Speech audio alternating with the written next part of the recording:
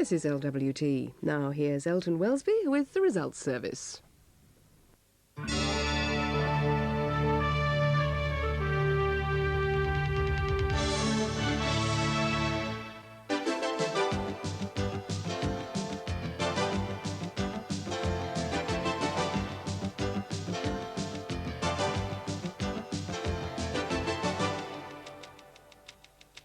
Oxford won the boat race easily, and it was fairly comfortable for Forest too.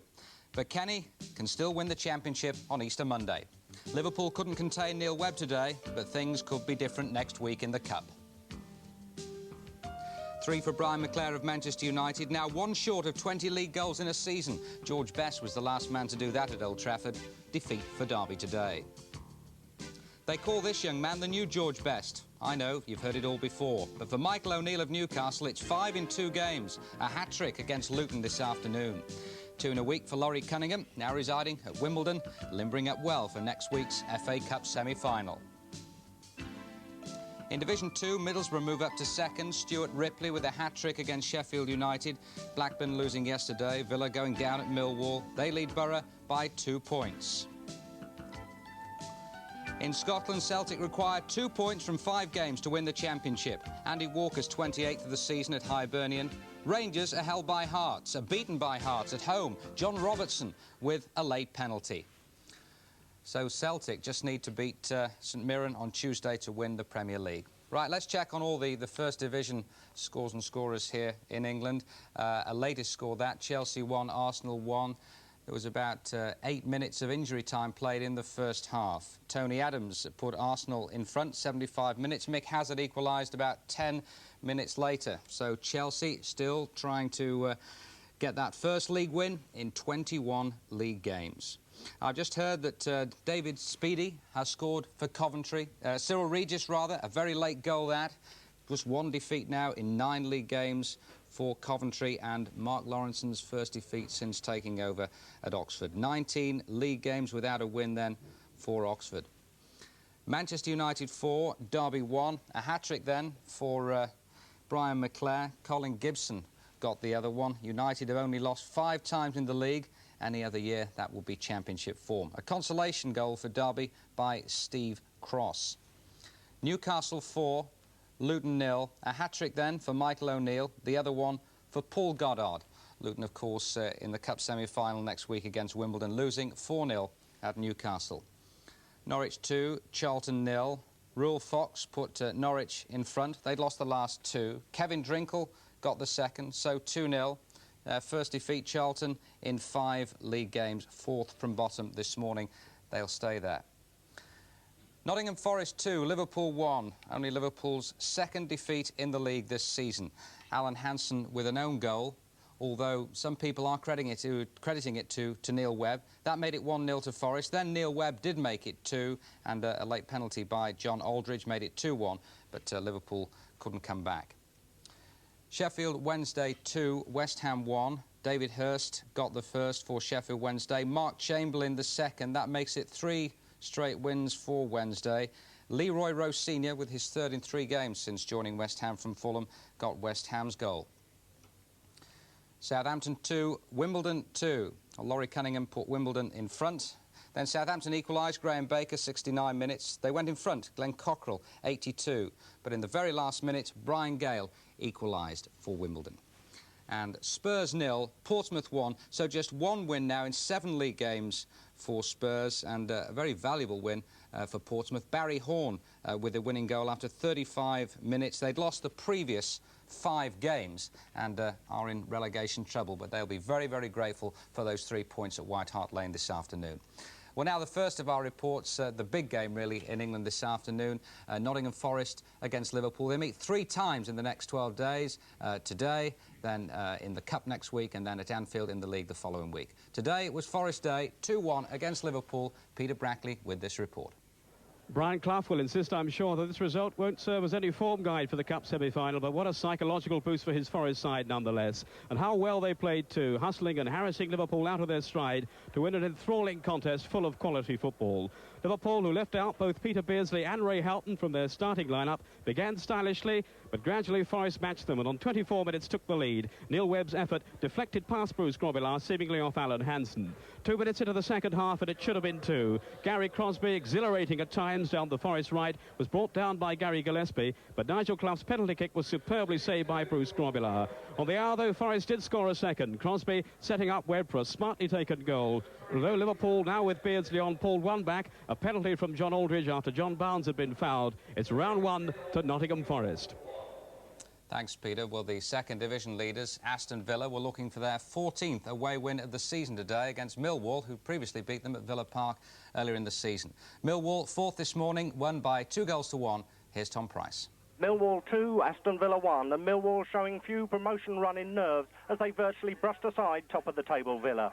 The Londoners took the lead after half an hour through Danny Salmon, who'd earlier missed a sitter. Twin strikers Teddy Sheringham and Tony Cascarino were a constant thorn in Villa's side. But on the stroke of half-time, Gary Thompson snatched an equaliser from a corner. It took Millwall just 4 minutes of the second half to restore their lead when Sheringham headed his 21st goal of the season from a free kick.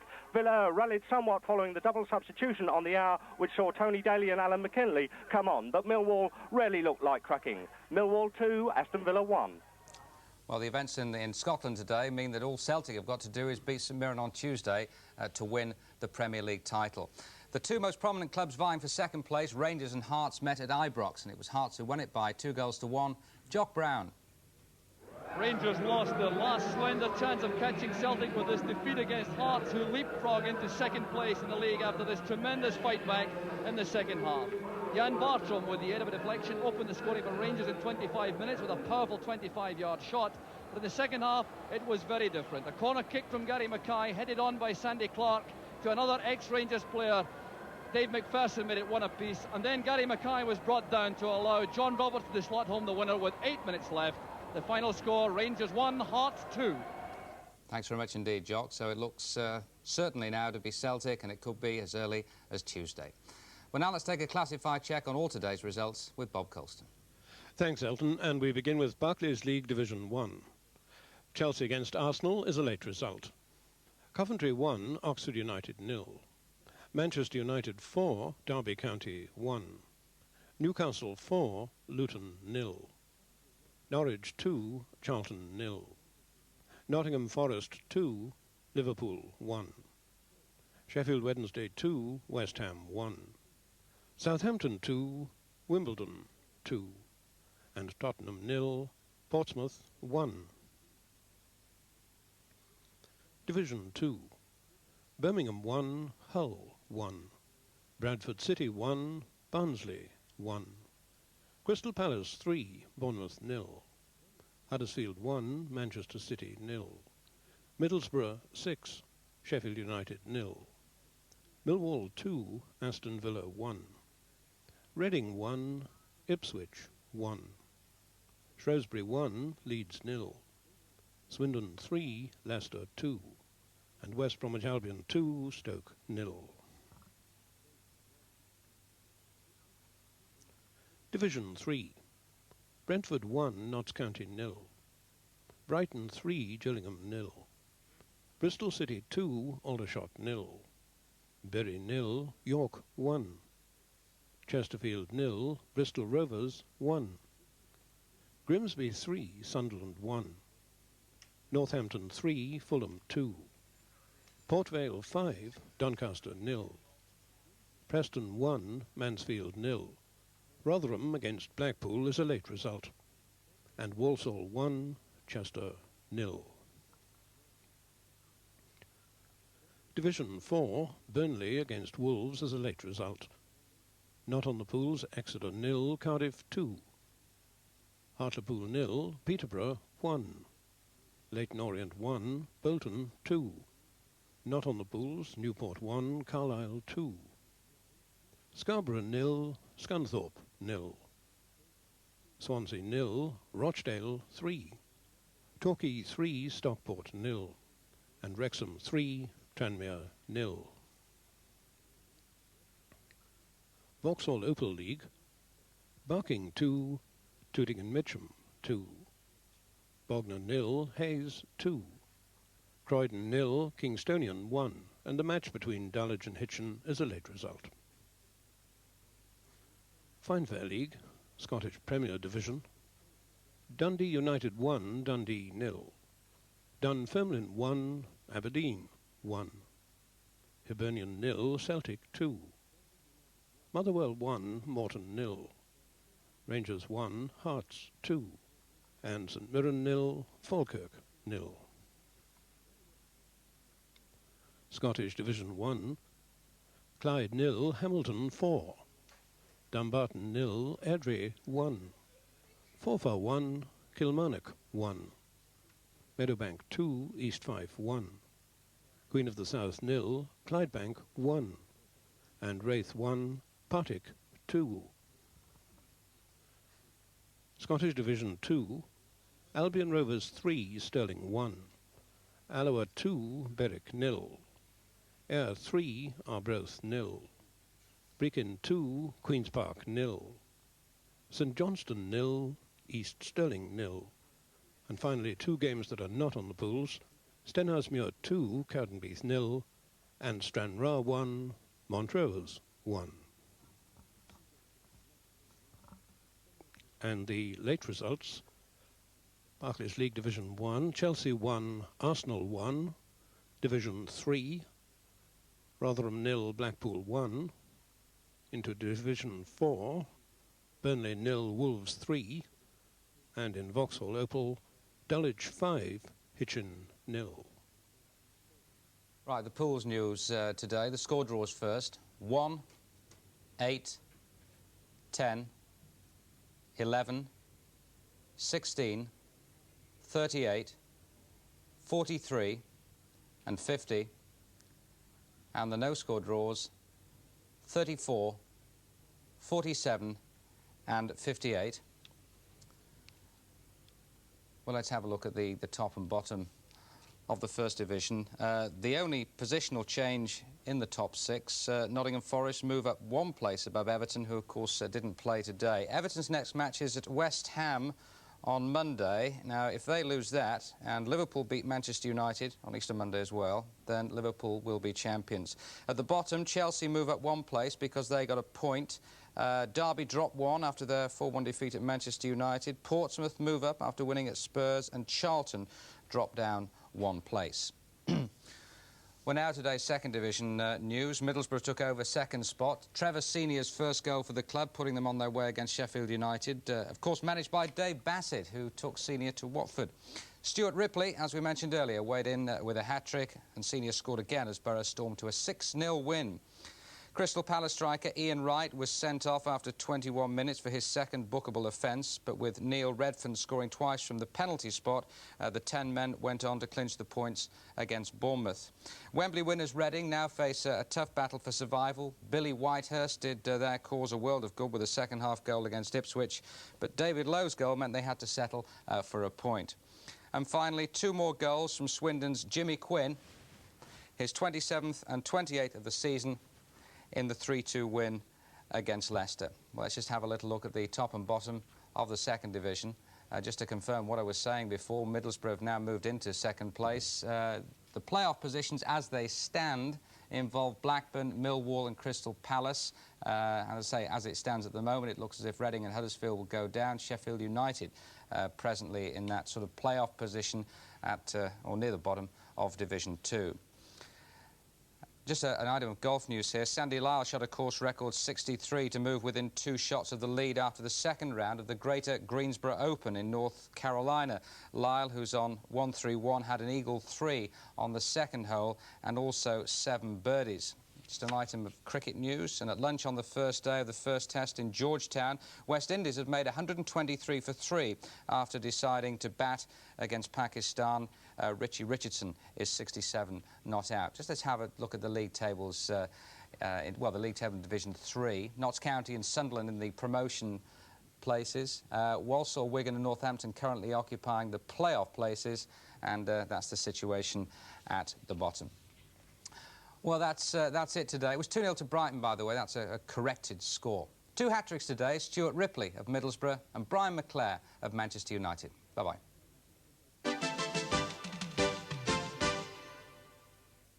The trial of Sir Roger Hollis on Easter Sunday at 9:15 investigates the allegation that the former head of MI5 was really a Soviet spy. Easter Sunday at 9:15.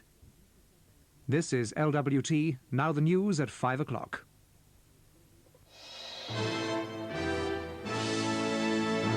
The news from ITN.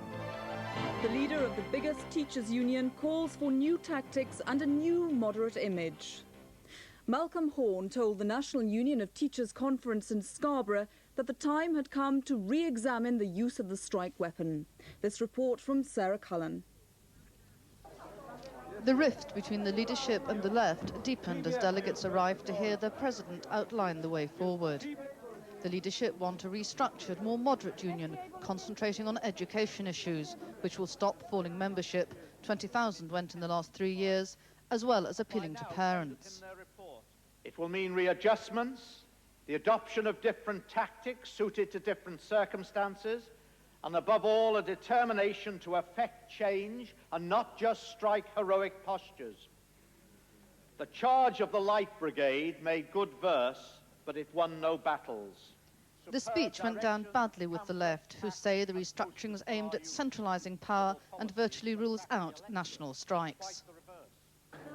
I think that many of our ordinary members, after the fight they've been through the past 3 years, listening to Mr Horne this morning, would say he was a bloody disgrace. I think the leadership is running scared of a difficult situation, but it's one where we can't back down. Even the new logo, symbol of a hand of friendship, is hated by the left, who want it scrapped. Sarah Cullen, ITN, Scarborough. French Sea Link ferrymen have returned to work after voting to end their 2-week strike. In Dover, the backlog of cars waiting for ferries to France has now been cleared, but there are still delays for coaches and lorries stranded by the P&O strike action. Passengers without bookings are again being urged to stay away. Israeli troops have shot dead 4 Palestinians in renewed violence in the occupied territories. 3 were killed when troops opened fire on rioters in Gaza. Another Palestinian youth was shot dead in Bethlehem. The army said he was about to attack a patrol with a petrol bomb. In Rome, the US Secretary of State George Shultz has met the Pope on the eve of his latest Middle East peace mission. Mr. Shultz flies to Israel tomorrow to rally support for the American peace plan for the region. President Aquino of the Philippines has ordered a huge manhunt for the escaped rebel colonel who led an abortive coup against her last summer. Colonel Gregorio Honasan bribed his way off a prison ship in Manila Bay overnight. The army has been put on full alert, with orders to deal severely with anyone found harbouring him. Oxford have won the university boat race, continuing their almost unbroken run against Cambridge in the past decade. After a near collision at the start, the Dark Blues led the way to the finish. The boat race may be the last great bastion of English amateurism, but these days it attracts sponsorship of the commercial and political kind. It still pulls in the crowds, though one gruesome spectator seemed to put a curse on proceedings. Oxford broke a piece of equipment and the race was delayed 20 minutes for repairs. When it did start, Cambridge, who'd lost the toss or on the worst side, made a massive effort to pull away, but was soon warned by the umpire's white flag they were getting too close. In the first mile, the umpire's flag was in constant use as the Cambridge cocks aggressively tried to push Oxford towards the bank. The oars nearly clashed 2 or 3 times. But then disaster. Cambridge's number 7 appeared to catch a crab. The boat juddered momentarily to a halt. Later they said they'd hit a piece of wood, but the race was lost and the Cambridge faces showed it. Oxford took their chance to stretch away, a lead they were never to lose. At the finish, 5.5 lengths clear, but it could have been so much closer but for Cambridge's tragic accident. Last year's Oxford Yank, who led the mutiny of 4 of his countrymen, took the prize, and the sponsors their bit of glory. Giles Smith, ITN Sport. Britain's best-known failure, the ski jumper Eddie the Eagle Edwards, has joined Ian Botham on his Hannibal charity walk across the Alps. The word had got about. Eddie the Eagle had landed. He took me out to dinner and he kept me up all night. Kept me up. So I'm really knackered now. But he did remember to bring Botham's Easter egg. Hey, get out, get out. You're not going to be a last on this one, are you? I don't think so. The elephants had a different idea, setting a stiff pace. Eddie was soon on top of them, though, for once looking at people behind him. But then Botham stretched his lead. Eddie did his best to catch up. Too much yapping. Fell behind. The sight of the Mediterranean proved too much for the elephants. They wanted to paddle with their trunks. It was the last outing for Batman. She's been given her marching orders by the vet. Her lame front foot is not improving enough. This was one elephant very reluctant to go back to the circus. That's it, we're back again at 9:15.